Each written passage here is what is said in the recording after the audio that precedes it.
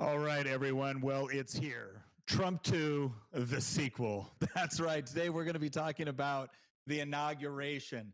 And what we're specifically going to be doing is breaking down the 30-minute speech that Donald Trump gave in his inaugural address to the country. Because this is like jam packed with like actual policies that he plans to implement. So if you look at the 30-minute speech, I recommend that everyone go out there and watch it. You're going to see a lot of the stuff that you typically hear in inaugural speeches. There's stuff about unity, there's stuff about the problems that we're actually facing, and all of that's really important. But one of the things that I found the most interesting is like the line by line specific things he plans to do. And the reason why that's so important is because at the same time I was watching this speech, I had actually been invited, and I have to thank our audience for this. I had actually been invited with a lot of other influencers to talk with members of the White House press corps and the White House press team with respect to some of the things that Donald Trump was going to be signing on day one. And that's all taking place. So it wasn't just nice words in a speech.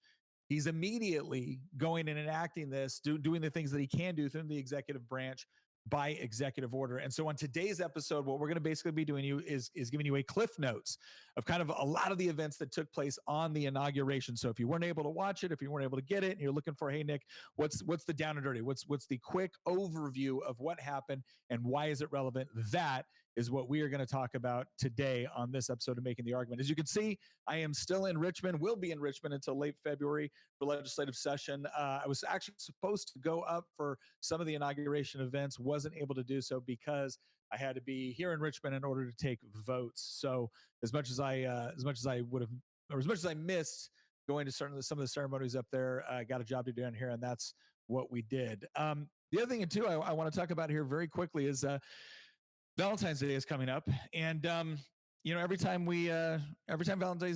Valentine's Day comes up, people ask Tina and I, kind of, what do we plan to do? Or they'll ask, hey, is there any new merch available? Well, it turns out there is. Tina and I, we sat here and we thought together. We said, what would be an appropriate mug for us to put out on Valentine's Day, since both of us have really committed. Our one of our New Year's resolutions was we were gonna work out more together. And the bottom line is I like to lift, right? I like to lift. I don't really like to run. I don't really like to do cardio. And yet we found a way that I could be motivated to do cardio. And so we are going to be breaking out just in time for Valentine's Day. My wife is my cardio mug, and for Tina, her husband is her cardio mug, right? So very tasteful, very tasteful. No innuendo there whatsoever. This is just about working out together consistently in order to achieve the sort of gains that we want to see. So if that's the sort of thing you think you might be interested, by all means, go to the link in the description. You can also find it on Only Mugs. That's Only Mugs with a Z.com. We like to go ahead and troll that other site that is a bane on the existence of America. All right, so now, one more thing here because I'm going to get in trouble. If you want to place your order, you got to need to place your order now to ensure that they arrive before Valentine's Day. All right, so we got a little bit of time, you got a little bit of wiggle room, but not a whole lot because we want to make sure it gets to you by Valentine's Day. So if that is something you're interested in, if you'd like to get one of those mugs, if you think it would be funny and inspiring, maybe for your own New Year's resolutions, go into the link in the description and get that today. All right, so here's what we're going to do. Let's jump right into the speech. So right off the bat, hold on, Nick. Before you do that, if you could do me a big favor and keep your mic at a pretty even space. You keep going further away and too close, too far. So try to keep it about. Right. I'll sit right here like a little bit further away than that. It's super comfortable. That's perfect. Just project. There you go. Okay. All right, so let's go. Can I use? Let me move the mouse so I don't. This is what happens when we're not in the studio, and I got to try to set all this up in an apartment in Richmond. Okay, so I'm gonna kick this off. Again, one of the things, Trump was full Trump. I'll put it that way. Trump was full Trump. One of the things that's interesting about inauguration speeches, historically, you might have some sort of like veiled language about the previous administration or challenges that the country is facing, which, you can kind of inevitably tie to the previous administration. Not the case with Donald Trump. It was somewhat amusing listening to Donald Trump say the things he was saying about the challenges the country faces, while Joe Biden, Kamala Harris, Barack Obama are all sitting there. Especially Kamala Harris, you could tell that there was quite literally anywhere else in the universe she would have rather been than right there, because he just did not pull any punches about the weaponization of the DOJ, about the betrayal of the American people with respect to the border, He full all of on that stuff. dressed them down with them Oh, sitting right behind him. yeah, It was no awesome. question. No question. So the first thing I want to get to here is, like, right off the bat. Again, I think it's like the first 6 minutes of the speech or so. That's what he's talking about, right? He's laying out the case for his election victory. He's thanking various people. He's thanking various groups that came out to vote for him. And he says, look, we got to be honest. He's talking about optimism and where the country is going to be going, and how he thinks that this is going to be the beginning of America's golden age, golden era. But he also says we got to be honest about where we're at. And he proceeds to lay out some of the very significant problems that we're facing. And again, all of it might as well have been just turning around, looking at Joe Biden going like, you screwed up royally. He talks about the border. He talks about the fact that the United States has billions of dollars to send overseas, but we can't even manage a basic crisis here at home. That we basically are elevating foreign citizens above our own, that we failed to be able to protect them, to defend them. We failed in our trade policy, just straight down the line. Anything you could possibly think about, from foreign policy, economic policy, social policy, it is just a clear rebuke and rejection of Biden, Harris, and you could also say by extension Obama. But then he goes in to talk about like what he plans to do on day one.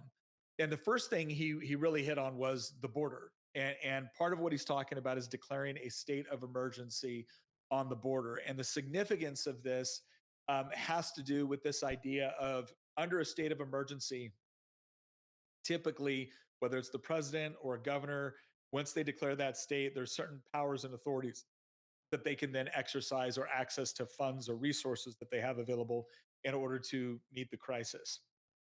And one of the things in particular that he talked about was actually deploying the military to the southern border. And it remains kind of to be seen on what all does he mean by that. Are we talking about like massive active duty forces? Are we talking about calling up the National Guard, et cetera? But there's absolutely no question that he plans to go down there and shut down the border. He's going to reinstitute a lot of the executive orders that he had in place, things like remain in Mexico. So what does that mean? Well, right now, one of the things I don't think a lot of Americans don't fully understand about US immigration policy is that when someone comes into the United States, there's a difference between, hey, I want to immigrate, and hey, I'm seeking asylum, right? If someone is seeking asylum, if they're claiming like refugee status, there's a different process for that. And this is why you saw that fight between AOC and who's now going to be the border czar, Tom Homan, before was, I believe, the director of ICE, as she was trying to make this distinction between, well, these are asylum seekers. Well, again, everybody was kind of crossing the border and saying, oh, no, no, I'm claiming asylum. And here's what would happen if Border Patrol or ICE caught you and you said, I'm claiming asylum. Well, then, okay, so they have you in custody, and then you go before a court, and they give you a court date, and then they release you into the United States. Right. So think about that for a second. Oh, yeah, I'm trying to immigrate to the United States. Okay, well, here's a long, drug out process. It's very, very complicated. And oh, by the way, you can't come in. Or no, no, no, I'm seeking asylum. Well, in order for us to determine whether or not it's a proper asylum case, they would release you into the United States and give you a court date. And oh, lo and behold, people didn't show up for their court dates. And now you just have an endless amount of people coming into the country and going forward. And now it's kind of impossible to find, because at that point, the law enforcement responsibility, even though it still resides with the federal government, the burden of finding people generally ends up falling on local and state law enforcement. And they have other issues that they have to deal with, right? Because local and state law enforcement are generally not, they don't have jurisdiction over the border, and they don't have jurisdiction over immigration policy. It creates an additional burden on them, where now they're having to do something that belongs to the federal government, but not getting additional resources for it in many cases. the other problem that they end up running into, and this is a very, very practical problem, and I want people to understand this because it doesn't get talked about a lot in conservative circles. If you have a high immigration population, a high illegal immigrant population within your city or your jurisdiction, a lot of times they get preyed upon by sometimes criminal, domestic criminal entities. Sometimes they get preyed upon by foreign criminal entities. Sometimes they get preyed upon by businesses or whatever it is. And the bottom line is they've still broken the law. They're here illegally, right? They should not be here. But what do you do in a situation? Let's say you're a sheriff's deputy, right, in a rural county in Virginia, and somebody comes to you and say, my 13-year-old daughter was raped by this guy. Now, if they're afraid to come and talk to you because they're afraid they'll be deported, they don't talk to you, and so the rapist gets away with it. And so a lot of local jurisdictions essentially use their own discretion as saying, because it's not their responsibility to enforce federal immigration law, they like to create an environment where people can come and report these crimes to them without the fear of being deported. And so I think a reasonable person can look at that and be like, yeah, I get it. That's a difficult situation to be in. And this is why the federal government is supposed to stop the problem at the border, not exacerbate it by letting people into the interior. So it's not this black and white scenario in that particular case. Yes, it's black and white in the sense that they shouldn't be here, but you've also got law enforcement that wants to be able to deal with a situation where, again, a young innocent girl has been abused, and we want to be able to get cooperation from her and the family in order to find out who they are and met out the appropriate punishment. So these are some of the issues that again, I think Trump is trying to address by bringing the issue back to the border where it belongs. And so he's talked about that remain in Mexico, essentially saying, yeah, if you want to seek asylum, that's fine. You can remain in Mexico while we adjudicate whether or not your asylum claim is legitimate. And that's a perfectly reasonable position, right? That Joe Biden completely got rid of. And so it's one of those areas where, again, people say this and it's like, this is a good thing. And it's like, no, this is an excellent thing because it is so important for people to understand how convoluted the current immigration process is. I'm sorry, Tina, what were you saying?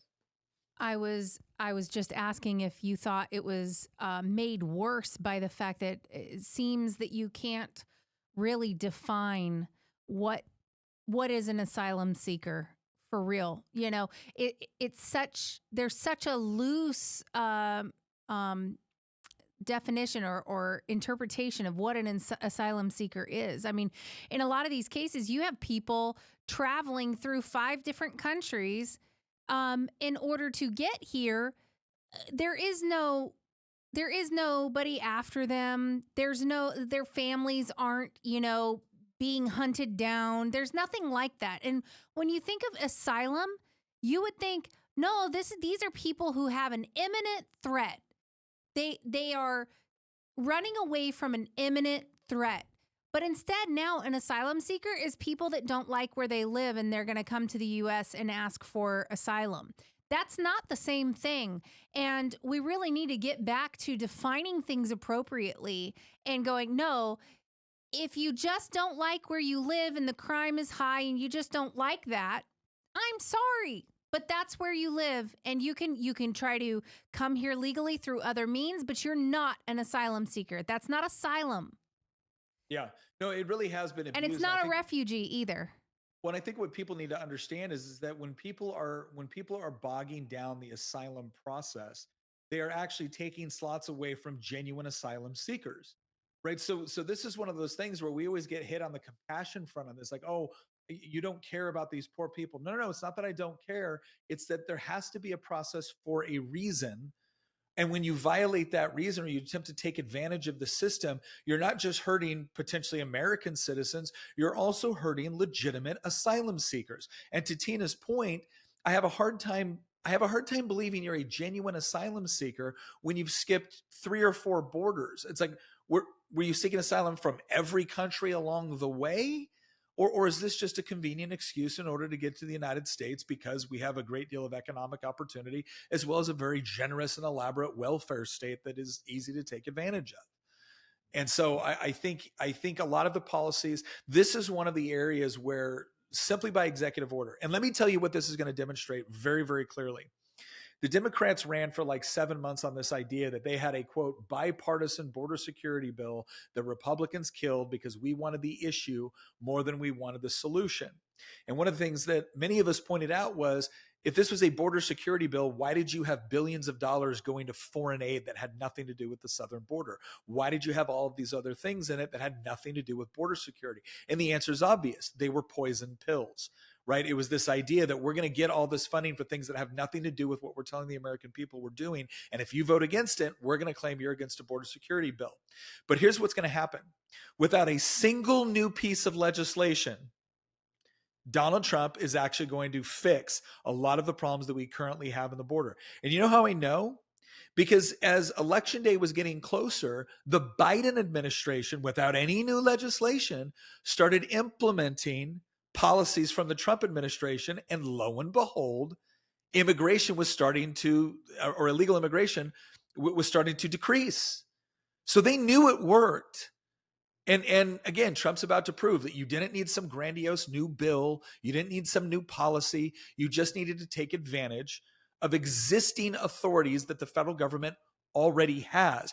And I predict that within the next several months, this is going to be a massive source of embarrassment for the left and the Biden administration on how badly they botched up the border, because this is one of those issues that I think the American people look at the size and scope of the federal government and are tired of being told that nothing can be done.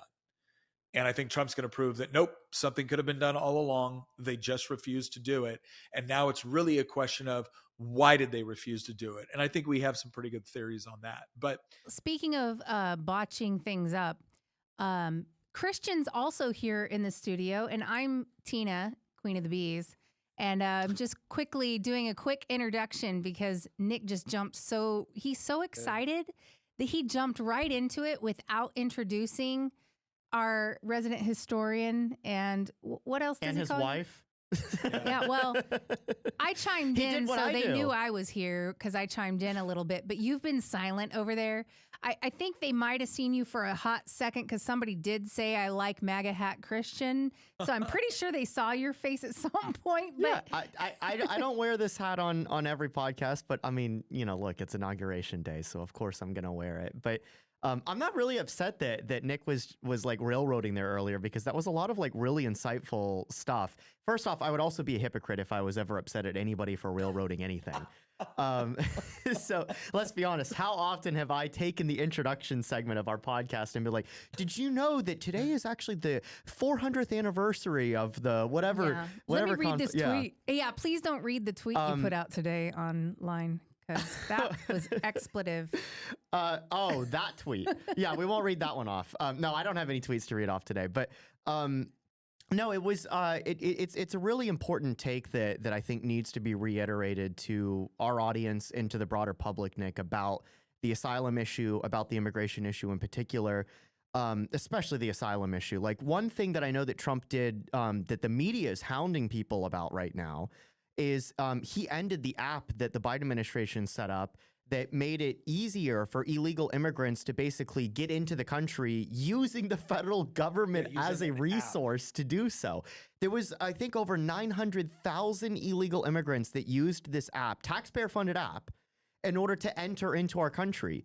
In order to get a plane ticket to enter our country.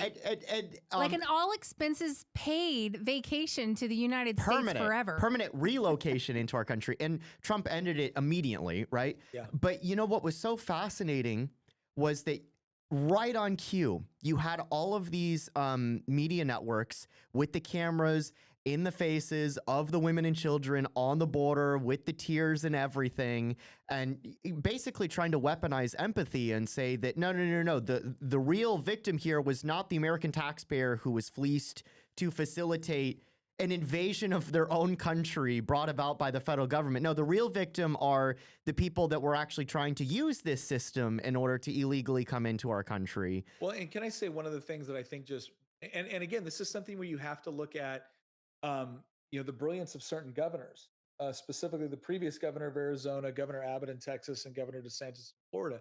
It was the idea of shipping people that were coming in illegally to sanctuary cities in the bluest areas of America, whether it was Washington, D.C., whether it was New York City, Chicago. And the Democrats once again tried to make it a race issue. Oh, you're just picking on mayor. Like, no, no, no. You said you were sanctuary cities. You want to be a sanctuary? Here you go. And what ended up happening? Well, not only did you have increased crime, not only did you have an enormous burden on public services that they couldn't keep up with, but another thing too that happened in a lot of areas was you actually had immigrants who were in the country illegally complaining about the quality of free goods and services they were getting.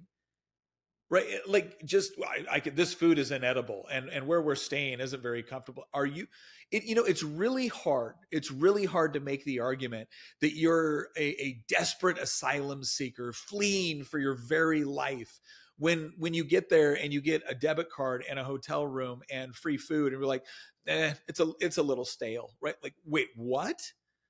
I mean, I'm sorry, but that's not the general conception of somebody fleeing for their life. And so I think people came face to face with the reality of the situation rather than the narrative that they had been fed. And all of a sudden, they weren't too keen about it. And so this is and again, if let's say you are just you want to focus on the compassionate side of this, there is nothing compassionate about somebody abusing the asylum system in such a way that not only allows them to take advantage of American taxpayers, but denies a genuine asylum seeker with the refugee status they may very well need and for which that system is put in place to facilitate. And so this is not about us being mean. If anybody's being mean here, it's the person taking advantage of the system. But there's another part of this too that I want to talk about that Trump brought up, because it wasn't just about instituting the various policies to deal with the border. It was also talking about what are you going to do with the people that are already here. Now, in this one, he didn't go into specifics quite as much with respect to the policy, although he did say we're going to send millions of people back home because they came here illegally, which again, a lot of people didn't want to just hear we're going to close the border. They want to deal with the problem that this has created. But the other side of this too was him referencing, I couldn't believe this, the 1798. It was the Alien and Sedition Act. And this was something that John Adams signed into law. And honestly, there was kind of some problems with it when it was first signed in, because there was some freedom of speech issues. A lot of this was a fight between the Federalists and or the Jeffersonians and the Federalists. And it had to do with kind of things that were going on with the French Revolution at the time. And anyways, it was a very, very controversial piece of legislation. However, what Trump's talking about doing is utilizing this because it theoretically gives the president a great deal of power with respect to designating people in the country as basically being, residents of a hostile nation. And so there's no question something like that will get challenged in court. But the difference is that I do think the president plans to use federal law enforcement. I think he plans to use whatever federal authority he can get his hands on to really aggressively go after criminal gang and crime networks. Yeah, And he's definitely indicated that he's starting with, well, he's starting with the criminals. But one concerning thing, though, is everyone thinks of, oh, you've got the illegal immigrants and then you have criminal illegal immigrants. But the reality is they're all criminals because they came here illegally and they've broken our laws. That makes you a criminal. Well, the distinction we make. They want, he's basically saying violent criminals and people who are drug trafficking, human trafficking, people who are committing crimes and felonies apart from just entering here illegally. So that's where he's starting. At least that's the way his verbiage sounds. Well, to give you an idea, I've been working on a piece of legislation this year in the Virginia General Assembly, which adds another category of offenders. So it does two things, right? One of the things it does is right now within Virginia, we have laws on the books which say that local authorities may work with ICE there's certain categories of laws that can be broken where they can work with ICE in order to facilitate deportation. I added, certain categories of sexual assault to that list, along with things like, murder, battery, et cetera, et cetera. It's primarily a list of violent felonies. The difference is I'm saying, no, you shall work, not may, you shall work with immigration upon completion of their sentences. So the idea would be, and this is something that President Trump is working on now, is it's this idea of if you have somebody, let's say you've arrested and convicted someone for murder, that's primarily that's a state offense, right? So they're serving their time for a state offense, murder. And then when they get released, localities can choose or not choose in order to cooperate with ICE in order to facilitate deportation. What President Trump is going to need from states is for them to proactively tell state and local law enforcement no, or it's even better, right? Because you allow local law enforcement some degree of discretion for those extreme cases that I talked about before. But once somebody has been convicted of a crime, we're not talking about theoretically, we're not talking about somebody coming in to report somebody that did a murder or something. No. The person that committed the murder, the person that committed the sexual assault or battery, when that person has been arrested, tried, convicted, and serve their time, because that's another thing we want, right? We want to make sure that somebody doesn't just get convicted, handed over to ICE, ICE deports them, and they cross the border again. No, if you hurt a Virginian, right, you're going to do the time for hurting a Virginian. And then when you're done with the time served, we're going to immediately hand you over to ICE for deportation. You're gone. And so these are some of the things that states are going to need to work on in conjunction with the president to be able to facilitate that process. But he's also talking about using these various powers in order to go after these, like MS-13 is a perfect example of this. We have one of the highest concentrations of MS-13 gang members, which is an El Salvadorian gang. And now it's an international gang in Virginia. We also have, they referred to Aurora, Colorado, because that was one of the areas where you heard about these gangs, I believe from Venezuela, that were coming in and taking over apartment complexes. And so he wants to aggressively use federal resources to be able to target and go after these people who not only cross the border illegally, but have now set up criminal enterprises in the process.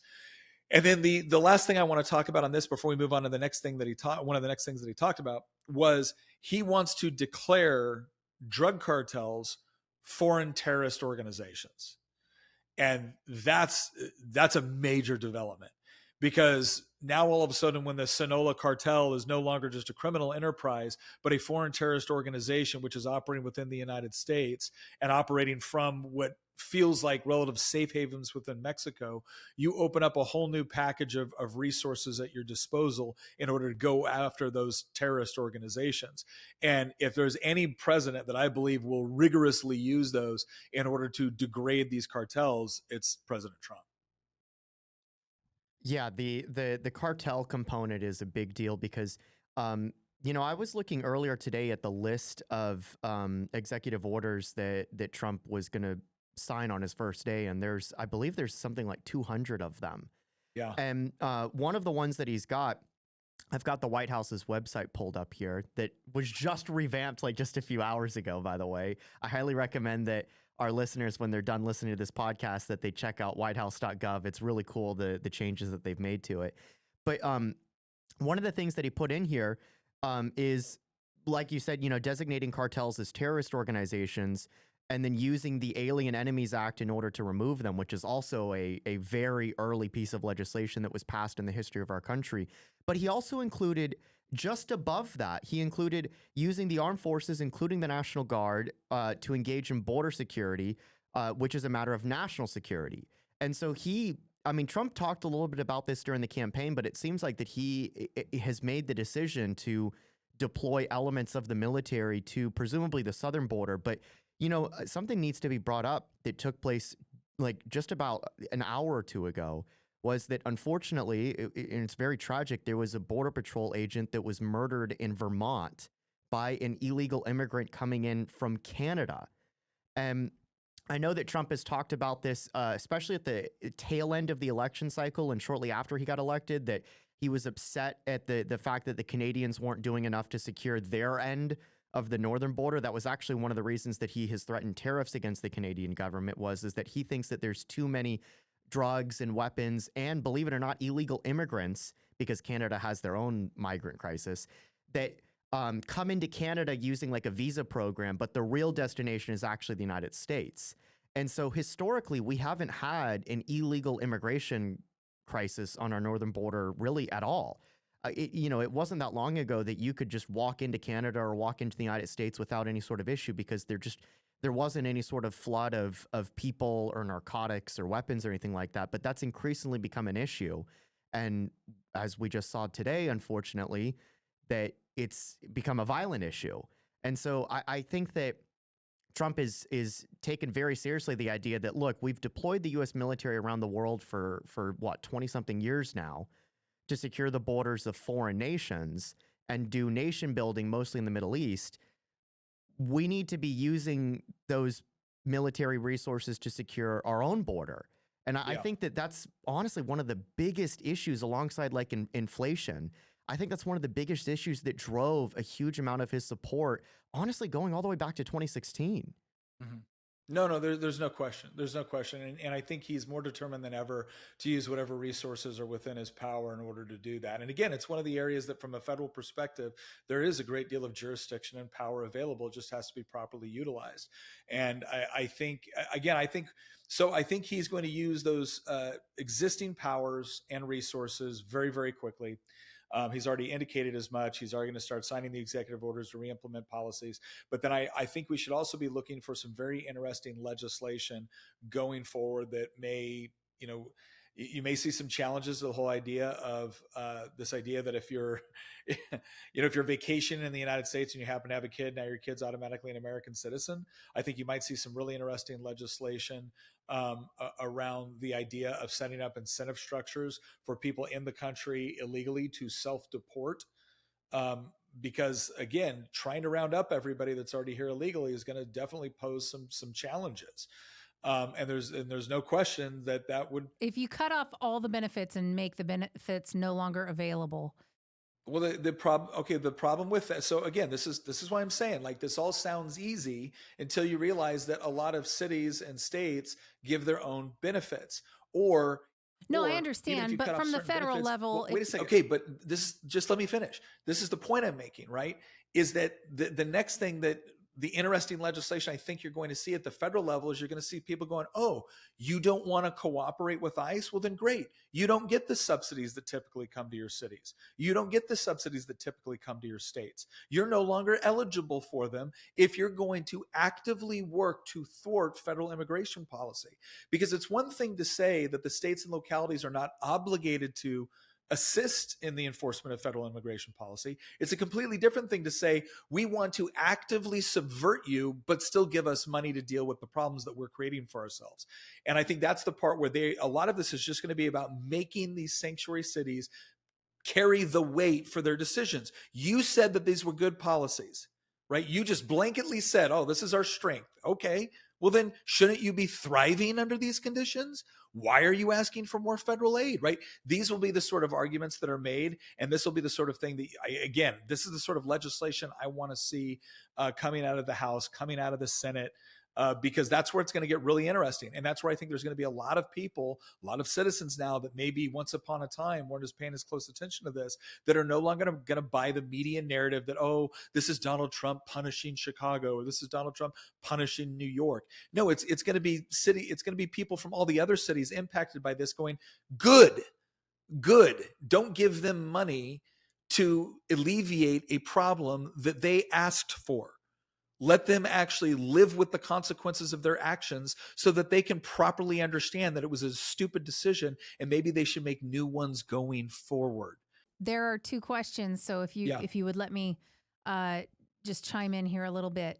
Darth Amalgamation, he has a question that says, do you think that, quote, subject to jurisdiction thereof is good enough justification to withhold citizenship to children born to non-citizens?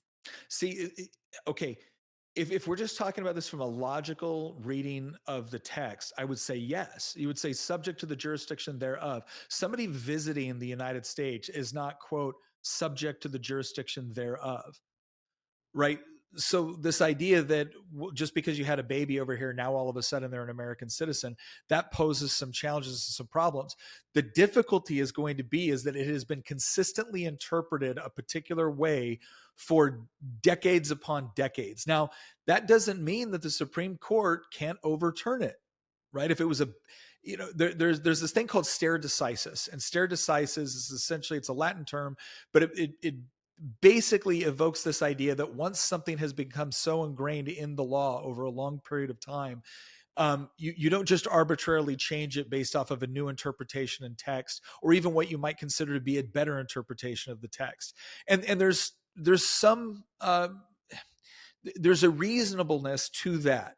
The problem is that stare decisis, I think, in many cases has been utilized too many times to enshrine bad decisions into law simply because we didn't have a Supreme Court willing to overturn it. And so we never created the Supreme Court to be this ultimate deciding body that could manipulate the law any way they wanted. And so I think that's a reasonable interpretation of the 14th Amendment, but we'll kind of see what happens. I'm sorry. Sometimes you're freezing up a little bit. And so I'll start to say something and I'll realize that I'm talking over top of you, even though you've frozen up. I thought you were done. I'm so sorry. This is the problem of the fact that Nick is like 100 miles away from us. Yeah, we can't wait for you to come back. It's just so much better when you're back in the studio. It is better. But the question on that I had was, it does seem like there are some laws that just simply have not been fully challenged. There are certain interpretations that haven't been fully challenged because we've been doing it this way for so long. You almost have to kind of go against it in order to bring up an appropriate challenge in order to get it into the courts, to challenge and get like more clarification as far as what does the Constitution really mean on this. And so sometimes you need a court case to come through and actually flush it out a little bit better and kind of parse it out a little bit better. I mean, that happened with the Second Amendment, and we were able to get what's the standing? Yeah. Right. Like, who has standing? Well, and nobody has standing until it's challenged, right? Until it affects somebody who challenges it. Well, but it has to affect you. But in order to have standing, you have to be able to demonstrate. Generally speaking, you have to be able to demonstrate in some sort of direct personal exactly. impact. And the fact that you have this executive order, he wants to end birthright citizenship. That is going to give some people standing to then go to the Supreme Court and try to figure this out. So here's how you get standing on this. This is actually a very important topic because there's a line in the 14th Amendment about, like you said, subject to the jurisdiction thereof. People kind of leave that out, right? They focus on the persons born in the United States. The reason that the drafters of the 14th Amendment, which was at the very tail end of the Civil War, going into the Reconstruction period, wrote the amendment the way that they did was because they wanted the amendment to grant citizenship to freed slaves. And so the argument being that persons born in the United States, that included obviously slaves in the South, subject to the jurisdiction thereof, before they had been granted their freedom, they were subject to the jurisdiction of, Alabama, Mississippi, et cetera, right? Even as slaves, they were legally subject to the jurisdiction of whatever state that they were living in at the time, right? And so the 14th Amendment was deliberately written in a way to explicitly grant citizenship to those individuals that had been freed as a consequence of the American Civil War and the 13th Amendment. There was not a single person that drafted the 14th Amendment who today would think that it would make sense for somebody from, say, Kazakhstan or whatever country in the world could fly into the United States with their pregnant spouse, have a child in the U.S., and then suddenly the magic soil would make them an American. The way that citizenship should work, and the way that it works in almost any other country in the world, is there's two ways to get it. It's by blood, or you become naturalized. By blood, we mean that you were born to people that are already citizens of that country. Yeah. This is the way. Sometimes it's one parent, sometimes it's, Yes, it varies by jurisdiction, by country, right? But the vast majority of countries grant citizenship to children that are born of citizens, or they grant citizenship through a naturalization process. And so the subject to the jurisdiction thereof point is the angle that we would use in order to fight back against birthright citizenship, because we would say, if you come into the country illegally and have a child, you're not subject to the jurisdiction of the United States because you're a foreign citizen of another country. Mm-hmm. And so therefore, your child should not be considered a U.S. citizen. Now, the standing question I have to address, because here's how you get standing.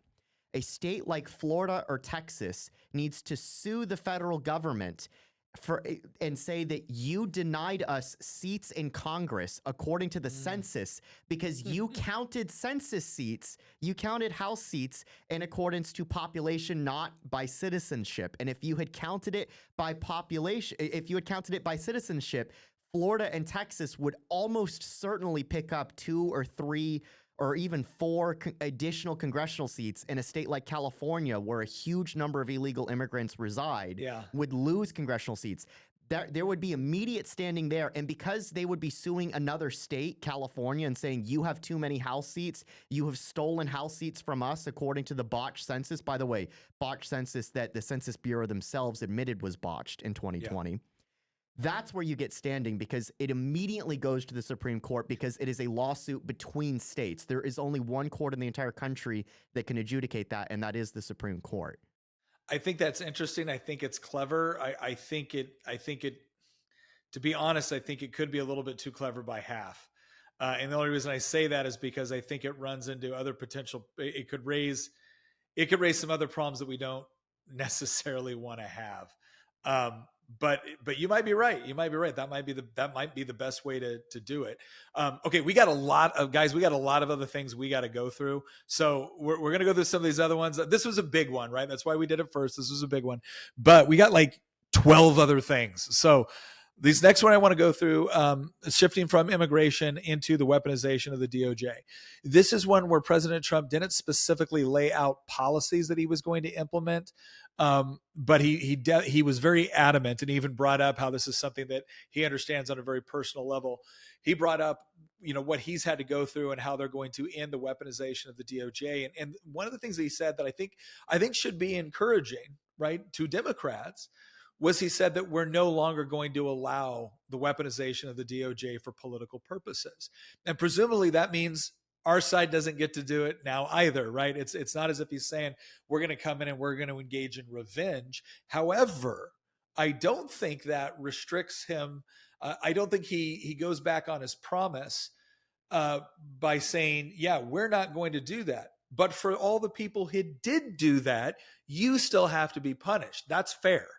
Right. And get ready, though, because what Democrats are going to say the moment that they're facing any sort of heat for the sort of activities that they engaged in, get ready to say, oh, see, he's doing the very thing he said he wasn't going to do. No. Saying we're not going to engage in the politicization and weaponization of the DOJ to go after our political opponents is not the same as saying we are going to punish people that utilize the DOJ for that purpose. Right. And one of the things that I think we're all anticipating to see is that the people that essentially said, all those people with security clearances that said that, oh, this is the whole laptop thing was Russian collusion. They're probably going to lose their security clearances. I don't think that's Trump going back on what he said. I think that's Trump saying you did something wrong, at the very least unethical, if not illegal. And so the result is that you're not going to get the privileges of a security clearance. We're not going to give you the confidence of the United States to be able to have access to secrets or to be able to use that clearance when you use that very clearance and your status in order to engage in manipulation. And so I do think while as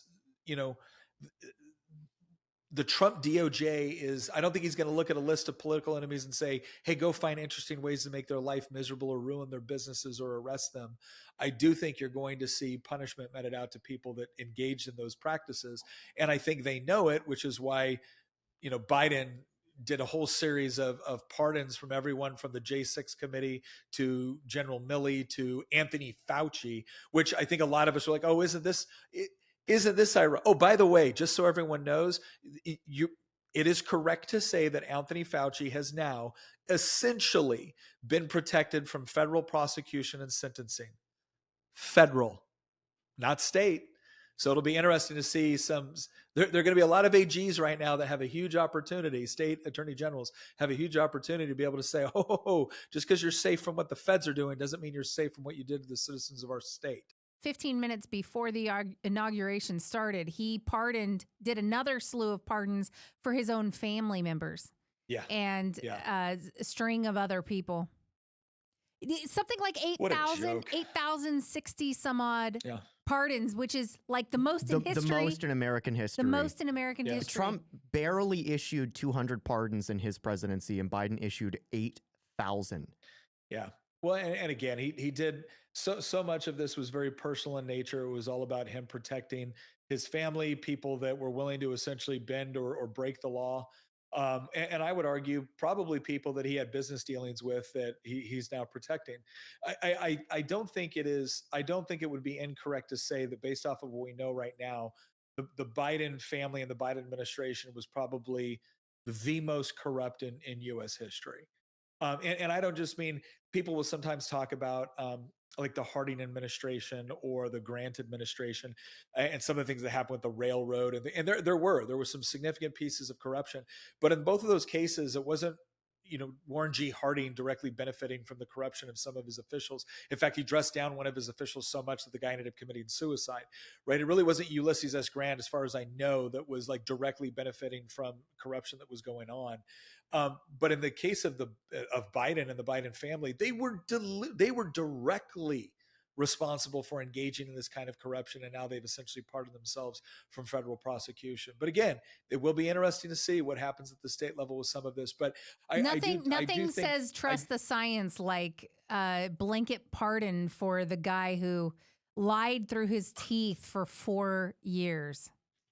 Well, I think that this is, I think a lot of people, as frustrated as everyone is about the pardon for Fauci, I think in another way, it kind of validates a lot of the concerns that people had. This idea that we were the ones being unreasonable because we wouldn't just trust the science or trust the experts. And now they're handing out a bunch of preemptive pardons. And I don't think it's purely because they think Trump is just oh so evil or going after his enemies. I think it's because they know there's some shady stuff there. And if it ever comes to light, a lot of people would be in a lot of trouble. Yeah, they're trying to keep prosecutions from happening. I think because whether it's profiting off of all the money that was sloshing through the system and giving bad information for various reasons, I mean, they're trying to keep because they did the pardons. Then it makes no sense to go and try to track it down and figure out where it leads. And I think he's not just protecting Fauci, he's protecting all of his own interests and all of his friends who also profited off of it. And if they did the investigation, they'd be ripping all that out and exposing everybody. And he can't afford to have everybody exposed. He's worked out quite a little deal for his family. And he can't let that go. So I mean, they've all made so much money on this. I think what we're also going to see too is that this isn't going to have the effect he wants. Like previously, it's been this idea that if the president, has issued a pardon, it's kind of this idea that okay, let's move on from this. I think there's too many people in this country that have no interest in moving on for this. And I think what you're going to end up seeing is that there's still going to be federal prosecutions. It may not be directed around Fauci or some other people, but it's going to be directed at enough people to where those people are going to be more than happy to step forward and say, well, I was told to do this by Fauci, or Fauci authorized this. I mean, I'm surprised Biden didn't give it a blanket, pardon to Pfizer while he was at it. Well, I think that the court of public opinion is actually the worst at this point. And I think the court of public opinion is kind of the worst thing that can happen to you at this point anyway. So going after this stuff and at least just exposing the truth for the people is still worth it, I believe. And I think they will. I think they will. And that's not weaponization of the DOJ. That's using the DOJ the way you should, which is to root out internal corruption and to be able to expose it. But another thing I want to talk about, and this was something that was kind of near and dear to my heart, not because it directly affected me, but because there's been a number of service members that I've tried to work with on this. And for a couple of years, it just felt like we were totally powerless. And sometimes it was active duty. Sometimes it was member of the Virginia National Guard, where they were going after these guys and threatening to kick them out of the military for not taking the vaccine. And I remember being in Congressman Bob Good's office with the Secretary of Veterans Affairs for the Commonwealth of Virginia, talking with the governor's office, trying to say, hey, look, I realize that the federal government is leaning on the National Guard very heavy about this, but we don't got to make it easy for them. And a lot of us were trying to work to run out the clock on the Biden administration. But for Donald Trump to get up there and say that he will not only reinstate servicemen and women that were kicked out of the military, for not taking the vaccine, but we'll give them back pay. I just felt like on some level, that was just, it was like, man, there is some justice, because it was infuriating to see guys that had been willing to put everything on the line, to risk their lives over and over for their country because their government had sent them overseas. And then all of a sudden, when it came time to shoot them up with yet another vaccine, this one that they were concerned about, because a lot of the military, too, you're talking about young men, you're talking about young women, you're talking about people in the age where they're going to have kids, or they have small kids, or whatever else it is, and being told that, hey, all that military service, all that time you spent, everything you lost, all of it, we don't care. Get out unless you're willing to do this. And for President Trump to come in and say, like right there in the inauguration speech, you will be reinstated and you will be given back pay. It makes me want to look at every senior officer that backed this and say, gosh, I hope the next thing he does is fire your ass. Because you had an opportunity. And there were some people, there were some senior military officers, there were some senior NCOs that stood up and said, we're defending our guys. We're going to bat for them. Right? And there were other ones that just sat there and couldn't be. Guys like Eugene Vindman, who's now my congressman from the 7th District. Thanks a lot, voters of the 7th District, by the way. You know who you are. That you have a guy that sat there and bragged about kicking people far braver than he ever was out of the military because they didn't want to take an experimental vaccine, which we're now learning more and more day after day actually did have horrible effects in many cases. So I am just... That was a moment where, look, there was a lot of things Trump said in this inaugural speech where I sat there and said, yeah, right on. But that was one where I was just like, thank God, because what was done to those servicemen and women was not just incorrect. It was a reprehensible betrayal of people that had stood by this country no matter what, and then were totally failed, not only by politicians, but a lot of times by senior command staff that didn't have the guts to stand up and say, this is wrong and we shouldn't be doing it. So thank God for that. I just, and he didn't just mention that when it came to the U.S. military. Another thing that he said is that they were going to essentially root out any of these ridiculous policies where they're teaching these, asinine, ideologically driven courses at places like West Point and ROTC, where they're shoving. You saw that whole incident where guys like Matt Gaetz and guys like Mike Waltz is a former Green Beret and now going to be the National Security Advisor, questioning General Milley, questioning, I think, the Commandant of West Point, saying, why are you teaching this stuff? And General Milley going, I want to understand white rage. Like, could you kiss up any more, General Milley? Do you really think that needs to be the primary concern of the United States military fighting force, is to bring in people that have a very obvious ideological agenda? This is not a comparative analysis of various worldviews. This is someone coming pushing something and you prioritized it. And so I'm just thrilled that President Trump came right out and said, we're not doing that. The number one focus of the United States military is to be able to defeat America's enemies, period, the end. General Milley just wanted his preemptive pardon for funneling information to China through backdoor avenues. He basically admitted to treason. Mm-hmm. Admitted to treason. So he gets a pardon too. Yeah. So it was very good to see that. I thought it was a great thing to say. Another thing that he talked about was energy policy. He is just right off the bat gutting the Green New Deal, removing the electric car mandate. And he even said it in the speech. He goes, we are going to drill, baby, drill. This has been one of the themes of President Trump. And it's an area where I largely agree with him. A lot of times he will connect inflation to bad energy policy and government spending, and all of that's true. I do think he needs to acknowledge that it's also a monetary problem. You can't just point to, bad. What is driving the government spending problem? Well, it's money printing. And so I do think that needs to be addressed. And I think it needs to be acknowledged in the Trump administration. I haven't heard it yet, but I do agree with him that if you're looking at government spending from the perspective that it drives a lot of inflationary policy, and if you're looking at a particular industry which has let's say, a disproportional impact on every other industry, it's absolutely energy policy, because pretty much everything in the economy relies on power generation, right? You need the electricity, you need the fuel, you need everything in order to manufacture things, in order to move things, get them to market, everything else. And so when you have a government policy like Green New Deal, or in Virginia, we have the Virginia Clean Economy Act, when you have policies like this, at the same time that our energy demands are going up, here's what the Biden administration was doing. The Biden administration was artificially subsidizing demand in one area while artificially restricting supply in other areas. Well, remember, right? Prices are not magical things that corporations come up with, regardless of what Elizabeth Warren would like you to believe. Prices are based off of supply and demand. If you are artificially increasing demand while artificially decreasing supply, prices are going to skyrocket. Trump coming in saying, we're going to do it all.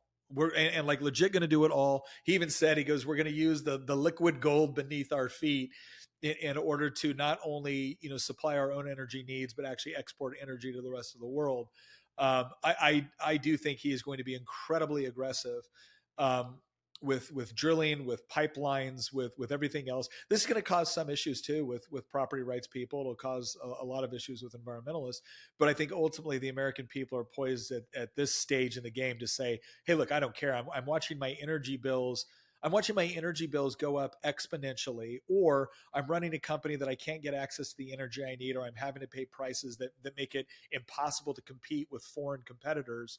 Not because we don't have the energy, but because my own government won't let us get to it. I hope that nuclear is a component in this, not just oil and gas, because something that I keep seeing pop up over and over again is the increasing demand of energy because of AI. AI is exponentially far more energy consuming than traditional computing. And I mean, that's to say nothing of once you get into things like quantum computing. And so you have a lot of major companies in the United States, particularly big tech companies, that have considered like building their own nuclear plants in order to provide the energy that they need.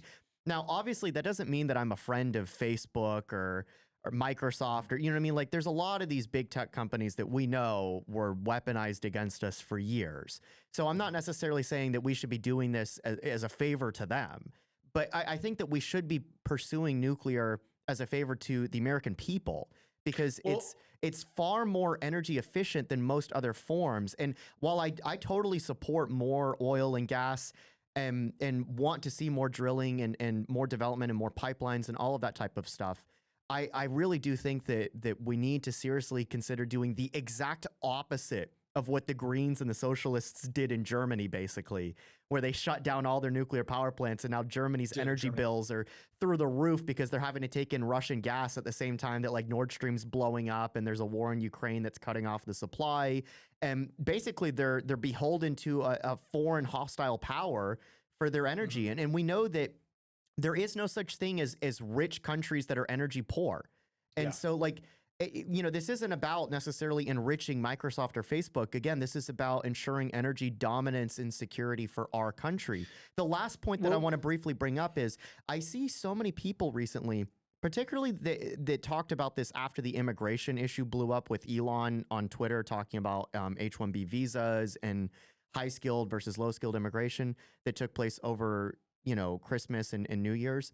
I saw a lot of people that were like, well, Trump is now owned by Elon. He's just going to do whatever these Silicon Valley tech bros want. And, even if it's bad for the American worker, I think that we actually see evidence of Trump's independence from his supporters, even his financial backers, in the form of him axing the electric car mandate. Because there's nobody in the country that theoretically would benefit more from an electric car mandate than Elon Musk. Well, can I say one thing on that though? I don't know that that's actually true.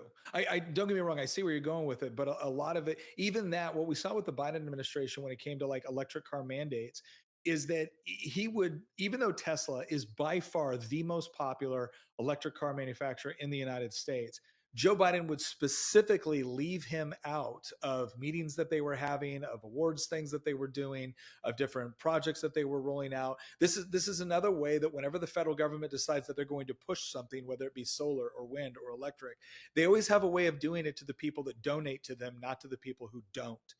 And so, but to your point though, like Elon Musk, if Elon Musk was just going to do whatever the tech bros wanted or whatever he thought was best for him personally, it would have been a lot easier for him to stay out of all of this and just continue to like scoop up government subsidies. But he didn't do that.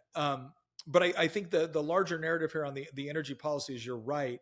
We need to be looking more at things like SMRs, which are small modular reactors. This is something I know we're looking in Virginia right now. And small modular reactors are in many respects, I think, kind of the way of the future with nuclear. They don't need the massive amount of water supplies that you typically associate with nuclear reactors. You can put them in like rural places where there isn't a lot of population. They don't take up a lot of land. They have an enormous amount of power generation capacity, and they're incredibly reliable and they're incredibly clean. Right? They're incredibly clean. So I think that you're absolutely right. Now, the one thing that we need to recognize, though, is that drilling for oil or increasing our domestic capacity for fossil fuels is much easier to do right now than building more reactors.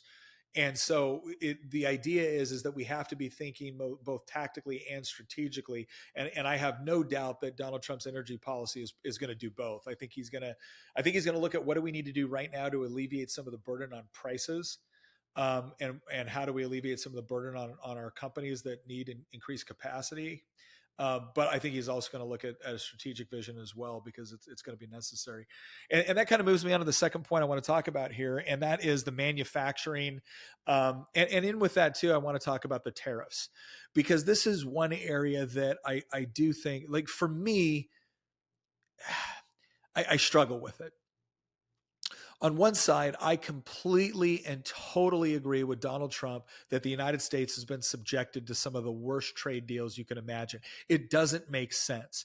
The United States, almost in every single deal we go into, in every single deal we go into, we are more economically and militarily powerful than the people that we're establishing deals with. And yet, we always get the crappy end of the deal. And it's very difficult to explain why that's going on the way it is. And I'm sure that there's deals with special interests. I'm sure that there might be, internal political corruption. But one thing that I'm just going to say right now is I think it's very important. We've discussed this before. Tariffs don't make you wealthy. Right. President Trump talked about setting up tariffs. He talked about protecting American manufacturing and business. And he talked about setting up an external revenue service. So we have the IRS, the Internal Revenue Service. This would be the ERS, the External Revenue Service. And it would be primarily focused on making sure that we efficiently collect on tariffs. And he said that instead of us paying taxes in order to make other countries wealthy, they're going to pay us. They're going to pay a bunch of tariffs in order to make us wealthy. And look, I think that there are, I've said this out before, there are various cases when tariffs are appropriate. One is in wartime or against hostile nations, which obviously we're not at war, but we do have hostile nations. China's a good example of this. They cheat, they debase their currency, although we can't really claim to be wonderful in our currency. And then they also engage in things like corporate espionage. They like straight up steal patents and things like that.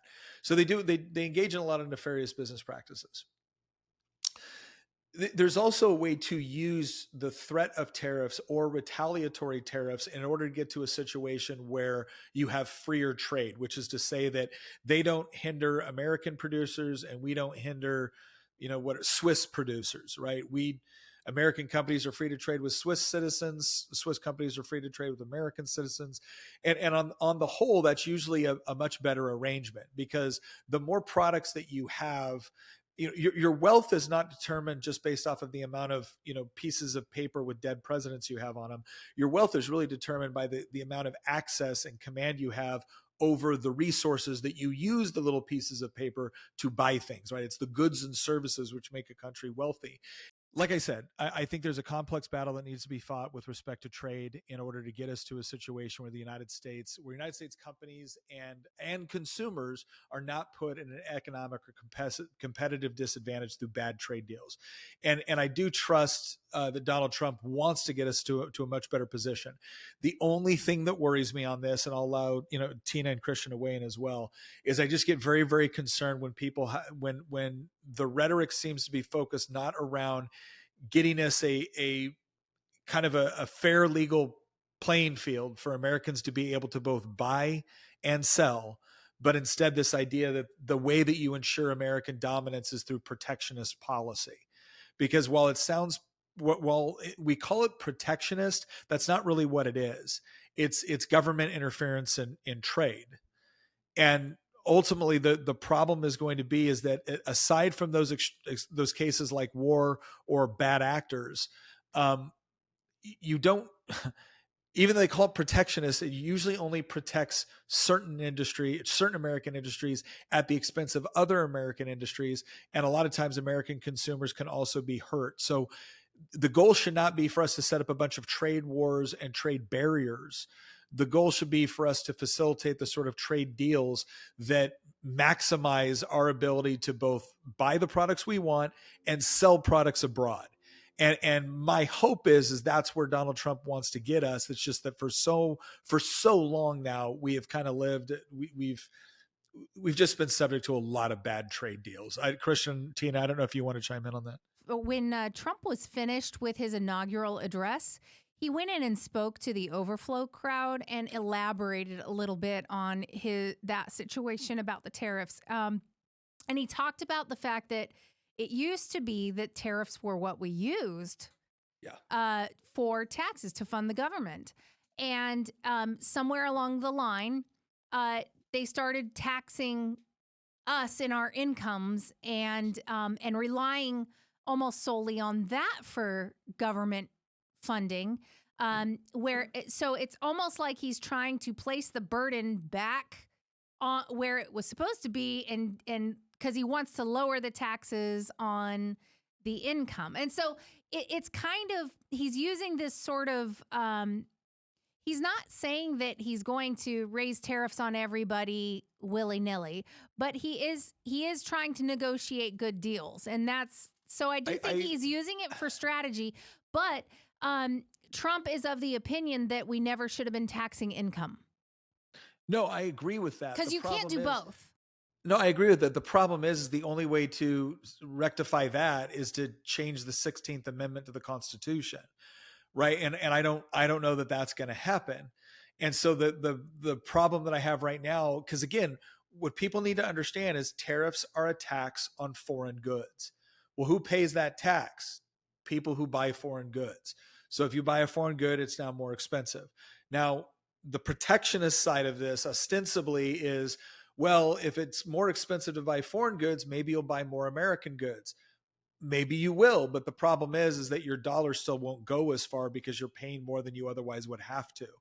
Now again, for anybody that's watching this that is anti-tariff, pro-tariff, all I'm trying to do right now is illustrate that this is the reality, right? And no matter how patriotic I feel about American companies, or no matter how frustrated I am with foreign trade deals, many of them very, very bad, that is the reality of what a tariff is. And unless we're talking about getting rid of the 16th Amendment to the Constitution, which, by the way, I would adore, I would love that, and then replacing it with tariffs as the primary source of federal revenue, then we're going to end up with both. And so I just want everyone to be aware that we need to, this is the sort of thing that needs to be properly understood in order for it to work the way we want. Because there's some companies that are much more reliant on exporting to other countries than they are importing. And the end result is that if they get involved in a trade war, American companies are hurt too. And so that's all I want to be understood, is that there is a way to do this. And can I just say this? I think Trump says a lot of things too with respect to things like tariffs or trade wars, because he wants to reassert American economic dominance when it comes to these negotiations. I think it drives him nuts that America goes into a trade deal holding the vast majority of the cards and comes out with a crappy deal. I think that makes zero sense to him.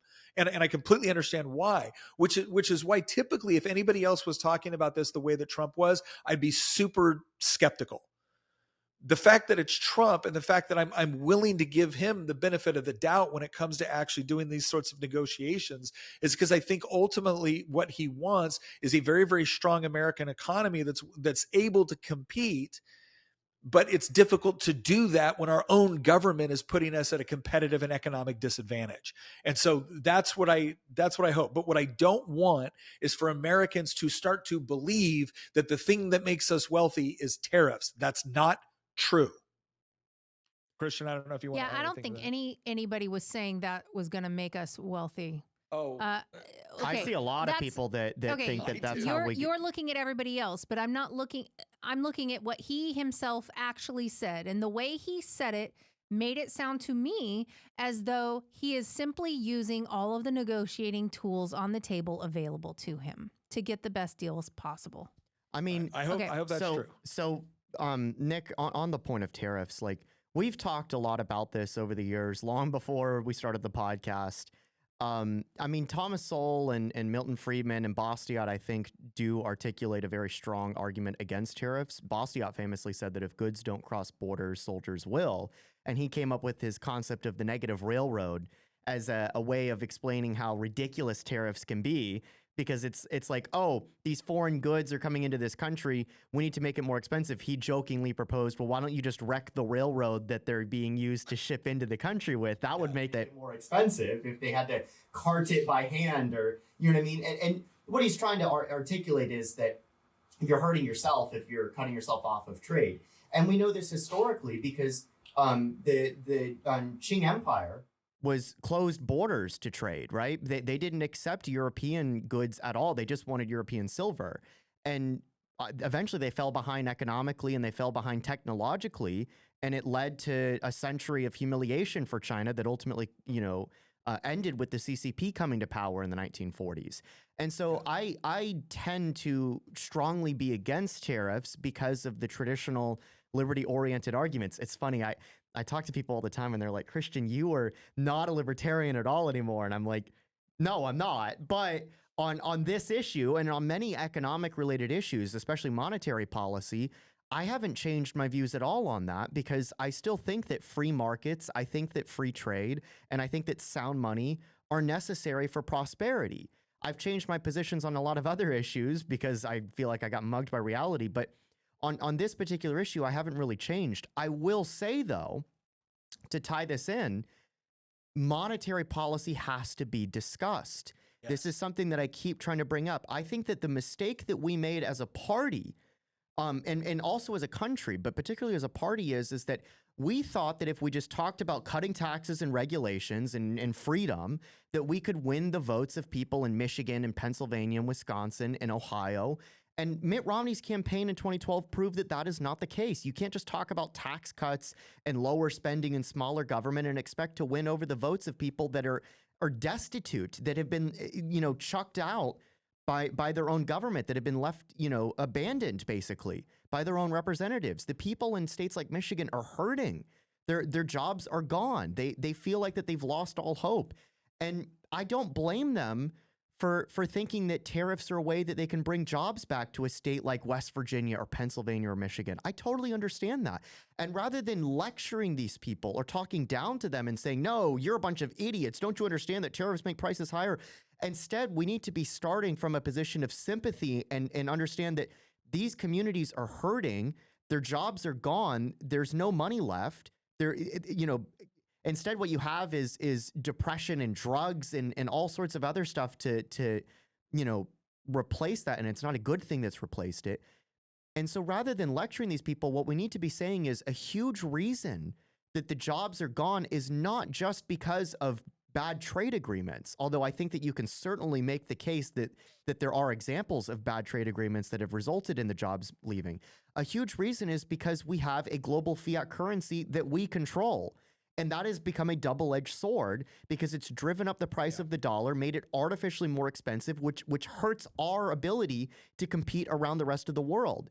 It's not that manufacturing is exclusive for poor or developing countries. Germany has a strong manufacturing base. Japan has a strong manufacturing base. These are manufacturing-oriented countries that export high-quality goods to the rest of the world when it comes to technology, when it comes to automobiles. These are things that we used to make in our country, and we can still make them in our country. The reason we can't make them is because of a bad regulatory structure. It's because of a bad tax policy. Yes, it is because of bad trade deals, but it's also because we are hamstringing ourselves with bad monetary policy. Yeah. And so the combination of those four things needs to be the things that we carry as a message to the Rust Belt communities and say that this is how we bring back manufacturing, because it should be unacceptable for us to say that we can't make cars in the United States. We're the country that created the concept of the automobile as something available for the average person, right? It was our country that did that. But this is the other thing too, right? And I think Trump is in a unique position to be able to negotiate with the unions, because we're not just talking about negotiating when it comes to foreign trade deals. We're also talking about negotiating with our own labor unions in this country that are fighting against innovation, fighting against mechanization in some areas, fighting against or fighting for completely unsustainable labor packages that just didn't make sense. At the same time that you had, new regulations coming in that were also hurting those companies. And that this is why I say, any other politician talking about, we're going to do all this stuff, I'd be like, this guy just doesn't understand economics. When Trump does it, though, I'm like, the guy has a fairly good handle on economics, and he's also worked a lot of international deals. And so I do think he understands. I also think too that one of the things that's been unique about Trump is that he has recognized that, look, whenever you're talking about deals, whenever you're talking about something that you're going to go to the negotiating table with a foreign power, whether it be trade, whether it be military operations, or whatever it is, you don't get to be totally transparent with the American people on your 10-step process and how you're going to do everything. Right? That's not how you negotiate. You have to be able to, you need the other side to be worried about what you could potentially bring to bear so that you actually come to the table from a position of strength. And that's why, again, I get nervous about, part of this is about and educating the American public, or just people that want to learn more about economics, about understanding that, look, when Christian and I and Tina and I sit here and talk about being free markets, that's because we're patriotic. It's not that we're like, oh, we're really patriotic, except when it comes to economics, then we're just free market, libertarian. No. Because I'm patriotic, I want America to operate as a free market system, because one of the most important components of freedom is being able to decide what you do with your own life, your career, how you spend your money, all of those things. The economic freedom that you have within your life is far more important on your day-to-day life than your political freedom, from the sense of the fact that you get to vote, right? So I think that, so I want people to understand, we come at this from a position of being highly patriotic, very frustrated with how the American government has essentially handicapped American manufacturing and then tried to make up with it by subsidies. Or whatever else. And so I think with Trump, my hope is that we're actually working to an area where we're actually going to have a much freer economy. But the state that we're currently in, he has to come in it hard in order to go to the negotiating table. And you saw this before, right? You saw before where Trump would say, we're going to do tariffs on France. And the French said, well, we'll do retaliatory tariffs. He was like, okay, fine. I'll do a 200% tariff on all French wine. And the next thing you know, the French government came to the table and started reducing their tariffs, right? They started reducing their tariffs and allowing greater flow and exchange of goods between France and the United States, which is what we wanted, because that was good for the citizens of both America and France. And so, again, if it was any other politician, I'd be really, really concerned. Because it's Donald Trump, I'm willing to give a lot more benefit of the doubt here, because I believe that he's not just patriotic, but I believe he also, has a good understanding of, economic policy. Let's move into some of the other aspects of this. One, he brought up the hostages being returned. He brought families of some of the hostages. This is one of the things that Trump understands about U.S. foreign policy. I did a joke. I might actually make a more elaborate list, but I tweeted something out last night where I just said U.S. foreign policy over time. Teddy Roosevelt, walk softly and carry a big stick. George Bush, take your big stick and randomly beat everybody up. Joe Biden, walk incoherently and hand the stick to the Taliban. And then finally, Donald Trump, was, guess where this stick's going to go if you keep screwing with us? But I do think that one of the things that Donald Trump understands, especially about like horrendous terrorist organizations like Hamas, is they don't respect weakness. They don't respect this. They don't care about your soft power. They just don't. They are very ideologically driven. And whenever you're dealing with an ideologically driven regime or organization, they respect strength. And so Joe Biden never projected strength. And again, this is another thing that drives Donald Trump nuts. He's like, this is an aspect of foreign policy where you are sitting on the most powerful, capable military in the world, and you're allowing yourself to get pushed around all over the place. Why? And that doesn't make sense to most Americans. You want to know why? Because it shouldn't. It doesn't make sense. But one of the most brilliant things that Donald Trump said, along with talking about the hostages being returned, was this idea that our military's job is to defeat America's enemies. But ultimately, one of the greatest things that we can do with our foreign policy is not just have the capacity to win wars, but have the wisdom to avoid them, to not get involved in wars we shouldn't be in.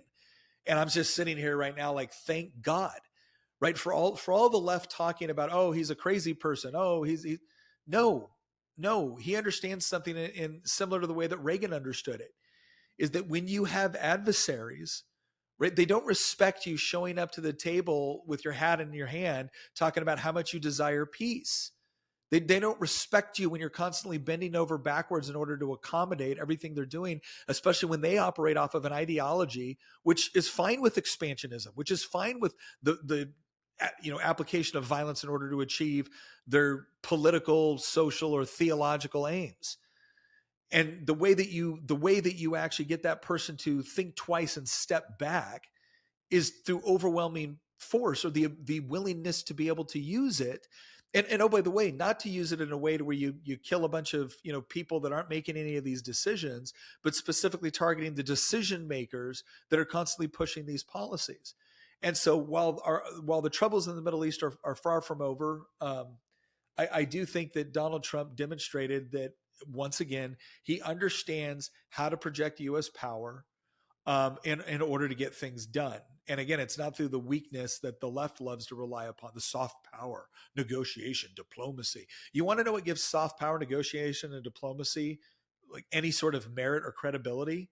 Force, power, the ability to project power, right? And again, you're not going to achieve peace by acting like a little punk. You're going to achieve peace by being willing to use the power that you have when necessary and appropriate in order to bring people to the table, negotiate, and stand down. So that was a good one. And then he talked a lot about some of the things, some of them are a little bit smaller. Like he's officially switching. It's not the Gulf of Mexico. It's going to be the Gulf of America. He did that one just for me. He actually called me and he was like, Tina, okay, yeah, I'm doing this for you. It's for you, Tina. It's going to be beautiful. It's going to be huge. It's a beautiful Gulf, Nick. But he was pretty forceful on the Panama Canal. Can I say something on the hostage thing? So there was a deal. This really reminds me of like the Iran hostage agreement that took place like the day that Reagan took office. There were a lot of people that, quite frankly, are really quiet right now because they were saying, and they honestly, some of them deserve to be called out by name. I'm thinking of Nick Fuentes, who were going out there saying, vote for Kamala Harris, don't vote for Trump because Trump is owned by the Israelis. No, Trump forced this negotiation and this ceasefire over the objections of certain members of the Israeli government. And he did this because it was in our best interests for the fighting to stop. And it's a good thing. It's a good thing that these hostages, some of whom are Americans, if I recall, are going to be released by Hamas. And he brought all the hostages' families on the stage at the inaugural parade. Like this is objectively a good thing. Let's say something too. There are, look, if you are someone that is very, very skeptical of Israel's lobbying abilities within the United States Congress, if you're someone that is very, very skeptical of the United States, any foreign government's lobbying capacity within the United States, or the United States getting itself into positions where it gets pulled into wars, dude, I get it. I like, that is not.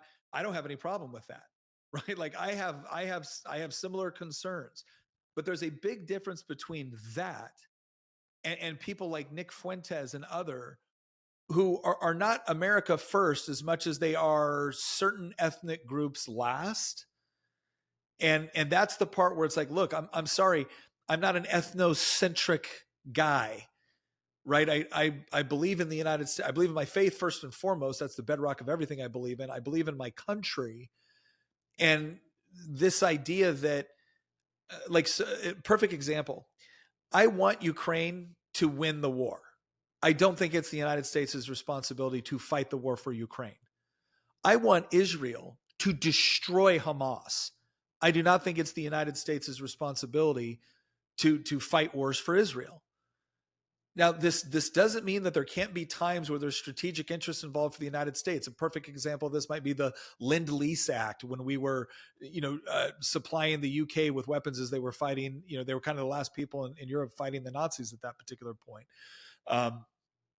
But that's not the same as this idea where it's like, if I want Hamas destroyed, that doesn't mean I'm some puppet of a foreign country.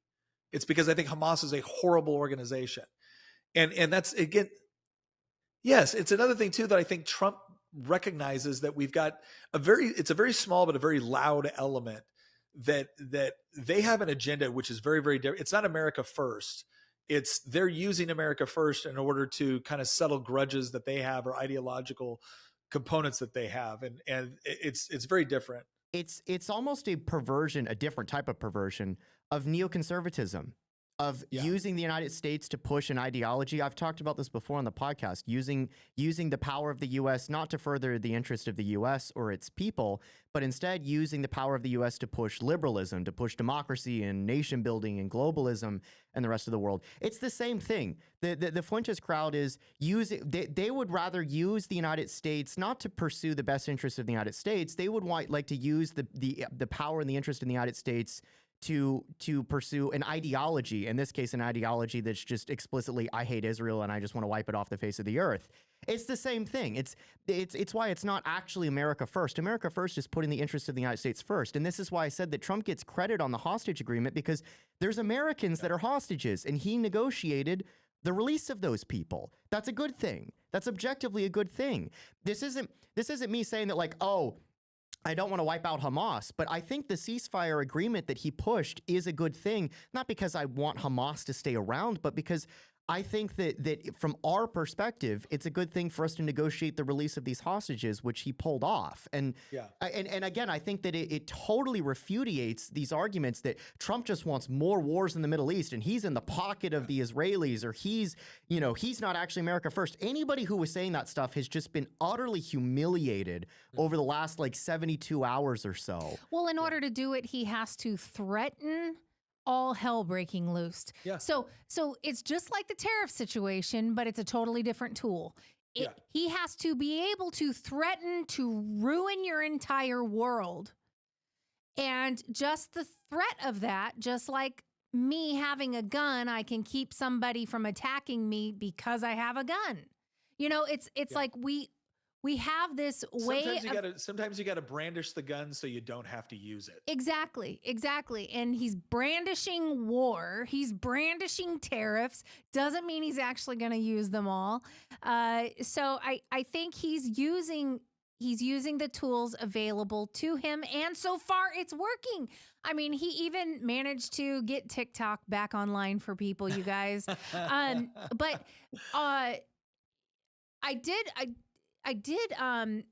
had we moved on to the Gulf of America and Mount McKinley already? We're gonna do that. We have 3 more things that we're gonna get to, but before we get to that, real quick, you want to know one way that you can actually support American companies right now without requiring any government action whatsoever, which is the best kind of action, the kind that the government stays away from. You can go to goodranchers.com right now. You can put in goodranchers.com, use promo code Nick, and you can get excellent American raised beef, pork, poultry, wild American seafood. You can get all of it right there delivered to your door. And when you use my promo code, not only do you support Good Ranchers, a great American company, you also support the show. Plus, you support yourself, right? Because you're going to get free express shipping. You're going to get $25 off your order. And if you sign up for a subscription, you're going to get free meat for a year. That's right. You're going to get an add-on to your subscription that you just get for a year. They just give you free stuff. Right? Free stuff. So go on there, take a look at the options. But I can tell you right now, we eat Good Ranchers in our house almost every day, and the quality is just incredible. It really is. It's wonderful. Great people. We love the Spell family. They're wonderful people. So go to goodranchers.com, put in promo code Nick, take advantage of that $25 off, free express shipping, and a free met on your subscription for the rest of the year. Plus, you're doing this show a huge solid, because I got to tell you right now, this next year, we're going to have a lot of interesting episodes, and we certainly appreciate the people that are willing to advertise with us that are never interested in silencing us or telling us what to talk about. Never once have they asked us to do any of that. They just support what we're doing, and they provide an excellent product. So go to goodranchers.com and check that out. Okay, so let's get to our last couple of things here. We already brought up the Gulf of America, right, which was Trump's personal favor to Tina. By the way, I also did something special for Tina in the legislature this year. And if you stick around to the end, I'll tell you what it was. No guessing, Tina. I know what it is. I think I know what it is. We had a whole episode on the whole idea of the Trump doctrine and what was a soft approach you might take with Panama, what was a hard approach you might take with Panama. He said in his inaugural address that we should have never given it up.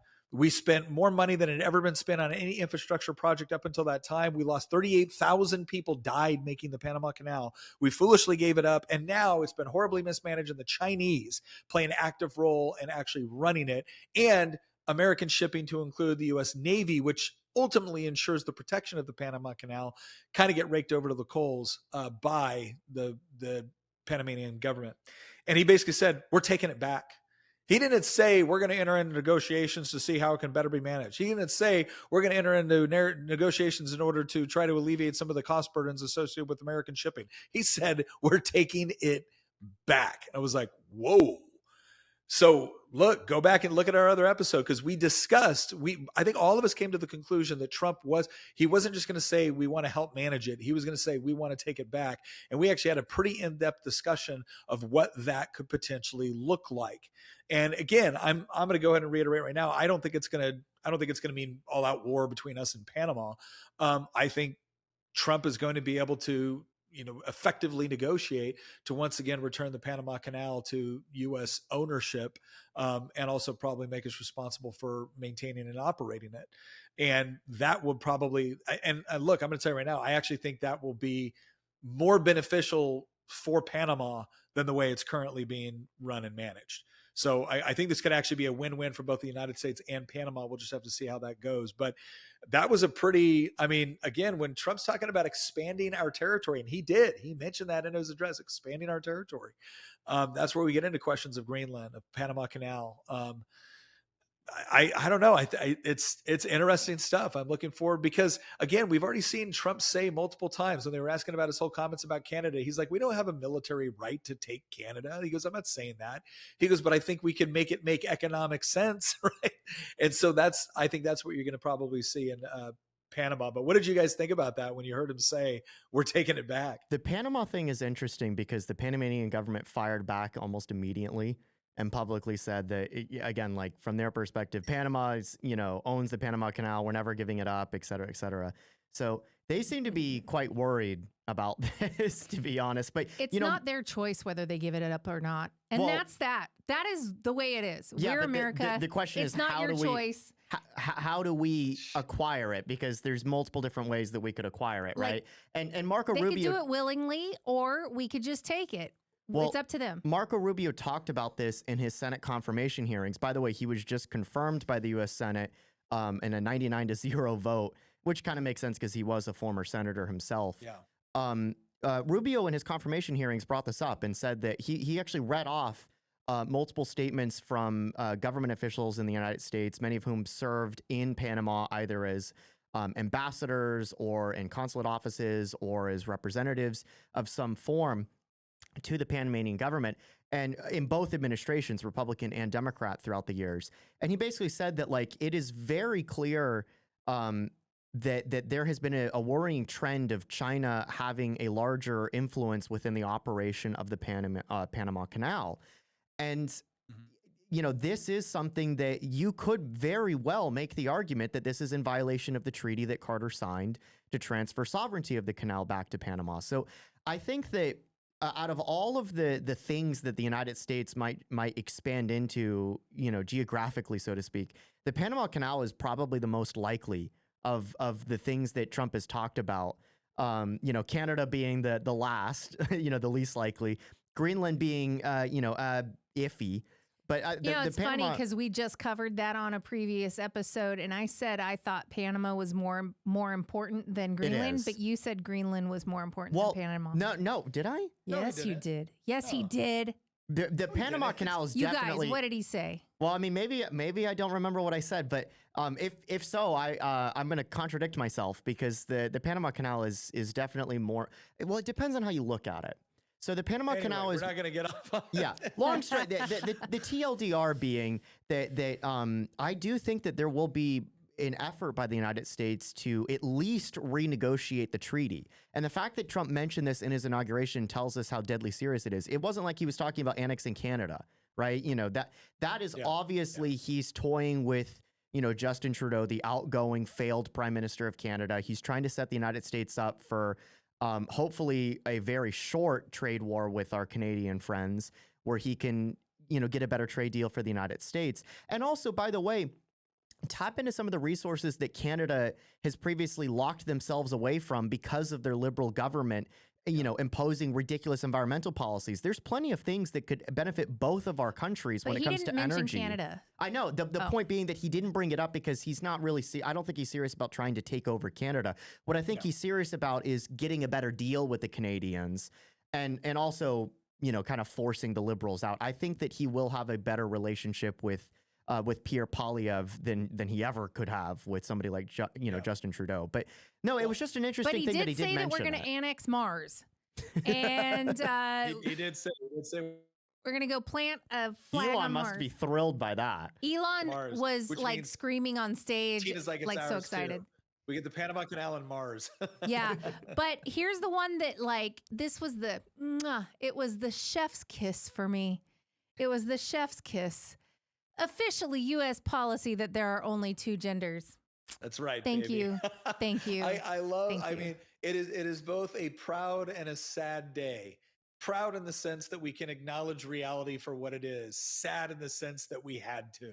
Oh, and we get these people that are like, gender is just a social construct. It has nothing to do with biology. And I'm going, you guys don't believe that. If you believed it, you wouldn't need surgery in order to identify as the gender you want. And not only that, but I watch these gender dysphoric people sit there and tell us how they are biological females or they are biological males.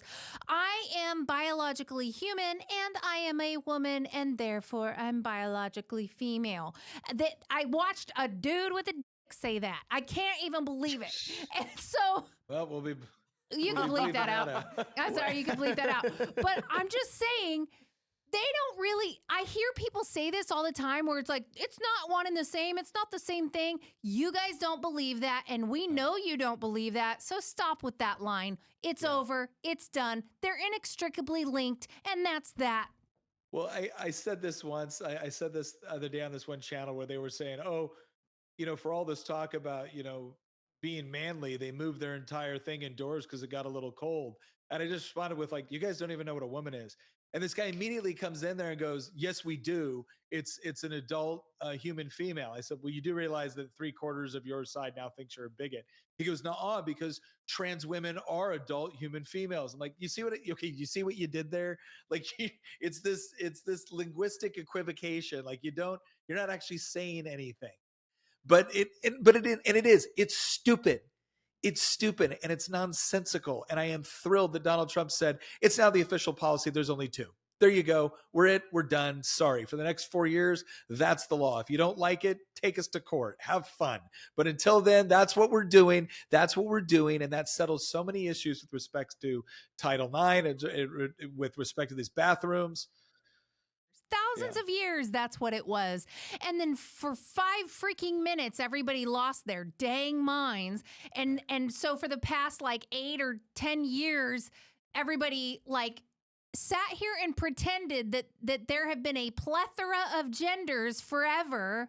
Yeah. And we're just now discovering it like it's some kind of archaeology dig. It's like, no, that's not true. It's just not true. It's been this way for thousands of years. You guys made something up, forced it down everybody's throat, and decided to start chopping body parts off of kids. And we're stopping you now. It's over. You're done. Yeah. You're done. Yeah. Your playtime is over. Well, I think I can't wait to see what happens tomorrow, because we took the floor today in the Virginia General Assembly, and we were kind of shocked that the other side of the aisle didn't give a bunch of speeches on, how horrible Trump is. But I think it's because the inauguration, the speech, everything, and the oath of office was going on while we were on the floor. And so I think what's going to happen tomorrow is we're probably going to see a bunch of floor speeches talking about, how horrendous his speech was. And it'll be interesting to see what that back and forth looks like. But more and more, I just look at him as they do this. I'm like, yeah, I don't even care anymore. I don't even care what you have to say about this anymore, because you were so unwilling to be reasonable, because you were so unwilling to engage in just logical consistency.